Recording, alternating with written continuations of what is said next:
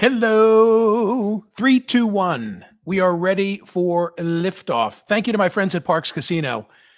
Yeah, it's my casino of choice. They've got all the action, all the excitement, all the headline entertainment. Check out the concerts, the comedy, the MMA, the boxing at the state of the art Excite Center. What a great spot to see all sorts of headliners, plus thousands of hot slots, the state of the art sports book, a beautiful poker room, the collection of award winning restaurants. Parx Casino, this is how you win. It's Pennsylvania's #1 casino for a reason. And tickets are on sale right now for a lot of newly announced headliners. May 30, country star Ashley McBryde. Saturday, June 7, the Long Island medium, Teresa Caputo, plus the psychic medium. Boy, these mediums are hot, aren't they?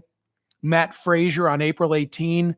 The band live from Reading, Pennsylvania on April 24. Comedian Gary Owen, Larry the Cable Guy, Grammy-winning singer-songwriter Gary Clark Jr., comedian Mark Normand is on July the 12th. And don't forget, dinner and drinks before the show at the Liberty Bell Gastro Pub, the Beer Garden, Parks Grill Steakhouse, the Bamboo Noodle House, Chicky and Pete's. Oh my God, they've got so much going on under one roof. ParksCasino.com.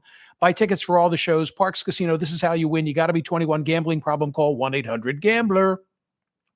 Thank you, Danny Savalos, for holding down the fort on Friday. A lot of voting, more than 32,000 cast ballots the last I looked. We had another Signalgate related survey question, because that's really been the story of the week, right? Up until the Dow taking a nosedive yesterday and the Vances in Greenland, it's been all about Signalgate. And today's Saturday poll question is as well. Which was worse, Mike Waltz creating the Signal chat and including an outsider, meaning Jeffrey Goldberg, the journalist from The Atlantic, or Pete Hegseth's revelations in the chat? I predicted that, despite my advocacy for the position that it was Mike Waltz, because the original sin was his, he set up the chat. He then invited the outsider, which was the further breach of protocol and security. And whether they were attack plans, war plans, or just an overview that were offered by Pete Hegseth, there would have been none of that but for Mike Waltz initiating this chat via Signal. By the way, story in the newsletter today, Saturday, from CBS News, talking about how the Israelis are upset because they say they provided human intelligence to the Americans that allowed that attack to take place in Yemen, and now they've been compromised, which is just further evidence of this story having legs. But having said that, has Donald Trump already weathered the worst of Signalgate? Are we already moving on from this news cycle?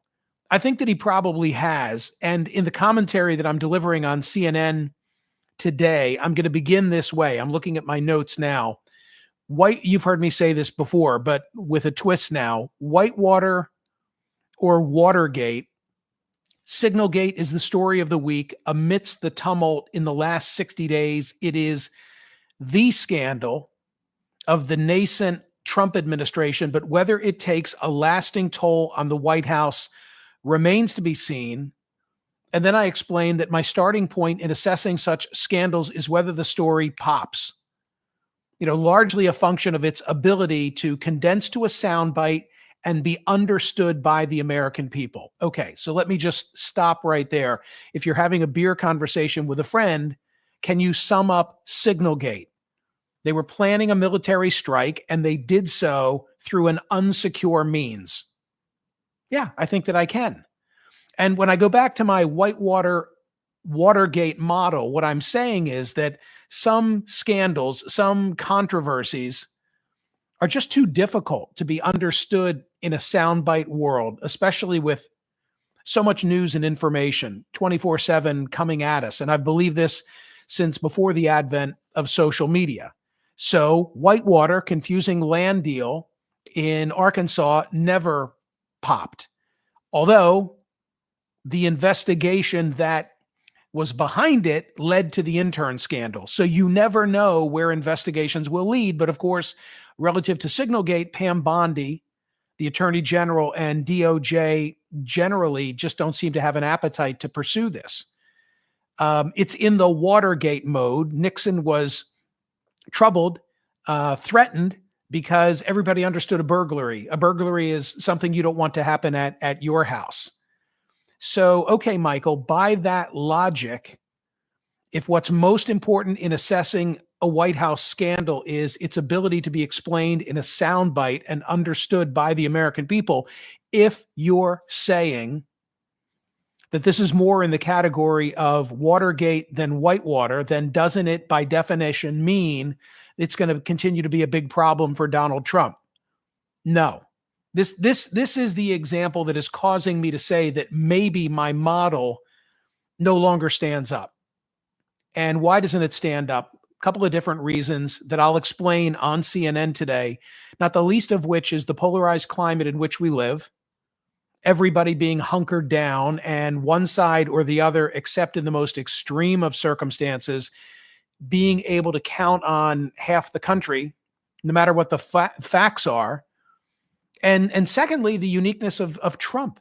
Harry Enton had a report this week on CNN, the number cruncher extraordinaire, talking about how Trump's right track, wrong track numbers are through the roof. And his favorability for him, for any other new president, terrible. For him, in comparison to his poor numbers historically, he's doing just fine. Now, the financial situation may catch up with him. You know, the tariff business impacting the market, the inability to control inflation. I think that's an issue. But the general chaos that surrounds him, I don't think has put a dent in him so far. And I don't think Signalgate will either. And speaking of Watergate, something else that's changed and causes me to maybe have to rethink the very rudimentary model that I have. Richard Nixon didn't have a conservative blogosphere, echo chamber, media establishment that he could rely on. If he had, I mean, here's an interesting question for you, maybe even a Sunday poll question. If Watergate happened today and Nixon had the support of the media infrastructure that Trump enjoys today, could Nixon have withstood Watergate? Maybe not with the tapes, maybe not with the tapes. So that's what I want to drive at today. And the poll question asks whether Trump has already weathered the worst of the Signalgate controversy. I'm going to talk about looking at scandals through an historical lens, skipping over the ancient controversies from the XYZ affair to Teapot Dome. Does anybody even know what those are? And go straight to the urtext of modern misconduct, Watergate. Everybody knows what happened with the break-in. Nixon didn't know it in advance, but covered up thereafter. Do you know what he did, by the way? Good trivia. Like, what was the nature of Nixon's cover-up? He tried to use the CIA to lean on the FBI to say, stay away from this. We've got skin in this game, which was not true. And since then, every scandal that people discuss relative to White Houses and presidents has us wondering, is this the one that'll topple this administration? And what do? We add the suffix gate to every one of them. Since Watergate, some presidents have apparently learned how to weather the storm, I will say. Iran-Contra, considered potentially disastrous, more, by the way, in the Whitewater than Watergate mold, hard to understand. Reagan wasn't called the Teflon president for nothing. He spoke publicly on TV about it, admitted some mistakes, held firm, served out his term. And of course, Democrats had their own Teflon president in Bill Clinton. He weathered the intern scandal, was reelected by a significant margin. And now Trump, who goes beyond Teflon. We're going to need to identify a new chemical, if Teflon is one, for him. First campaign, he said things almost daily that would make other politicians radioactive, survived every one of them, impeached twice, and gets elected after sitting out for a term and losing, of course, in the 2020 election.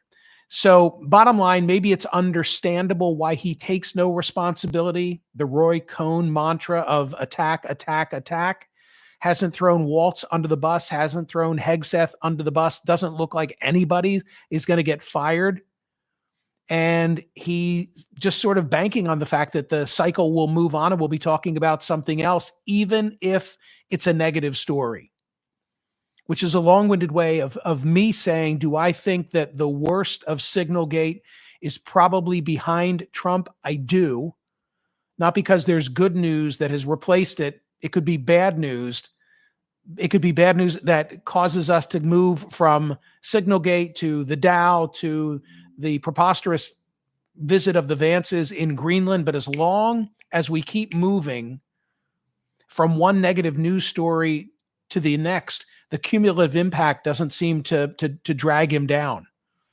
Anyway, bottom line is, I don't think my old framework works any longer. I can't be so simplistic as to simply talk about whether something permeates because it's understood like Watergate instead of not being understood like Whitewater.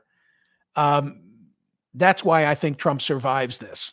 That's why I think he survives it. Poll question of the day today: has Trump already weathered the worst of the Signal controversy? Be sure to watch the CNN program because Richard Clark will have some of his unique insights. His basic pitch is to say that while everybody has been focusing on the platform, meaning Signal, we've ignored to our detriment the content.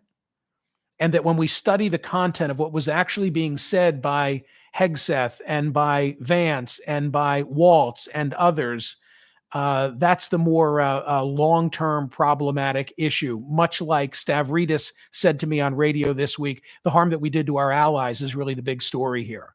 We revealed ourselves to our allies. And one other thing, if I can put this on your radar, and that is that James Carville will be on my CNN program today.